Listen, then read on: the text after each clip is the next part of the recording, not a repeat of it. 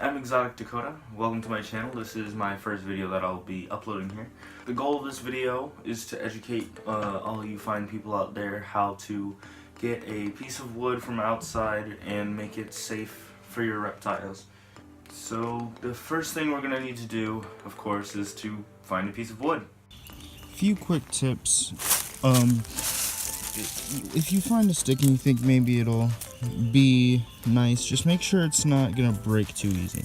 So, for example, if I take that and I press just a little bit, it's gonna break, and that's not what we want.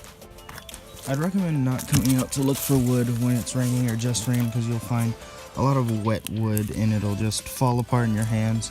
So probably you'll want to wait until, if it has just rained, probably want to wait until everything's nice and dry outside. So a quick note that I forgot to make before I started recording this part. Some woods are actually toxic to reptiles.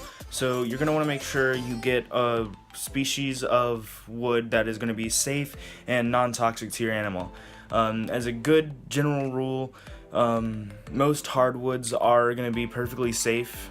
Like oak is safe, maple is safe, and there's other ones that are safe, but just make sure whenever you're getting a piece of wood that you determine if it's going to be toxic or not to your animal. Alright, so we found this stick branch thing that would be pretty good for maybe a climbing ledge or something. So we're gonna go ahead and take this inside. But as you can see, this wood is a little bit dirty. It's got a little bit of debris and dirt and stuff on it. So what we're gonna wanna do is just try to wash it off here.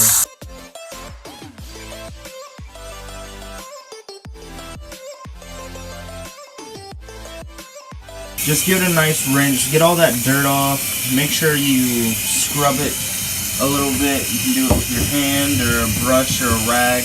Just try to get as much dirt and debris and all that stuff off as well as you can. So now that we have our wood nice and cleaned off of dirt and debris, we're going to actually disinfect it, because yeah, sure, we wash all the dirt off, but there still could be tons of microorganisms living in this piece of wood. So we are going to go ahead and disinfect it.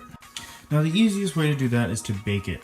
So we're going to heat our oven up to about 300 degrees, and we're going to put our piece of wood inside.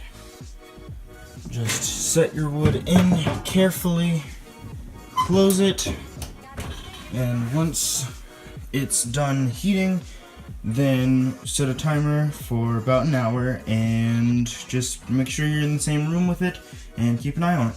So the next thing we're going to have to do is sand this down. You see all the little pricks and stuff right here?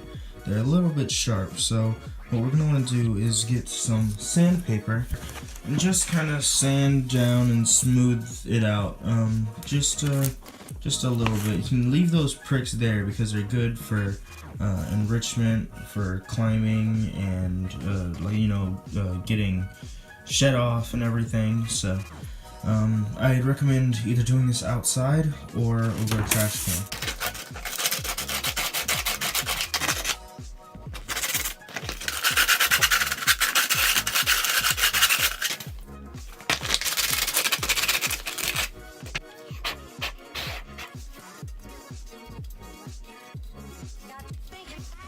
So once you have it confidently sanded that you're not going to get, you or your animal aren't going to get cut on it, it's a pretty good tester if you can just,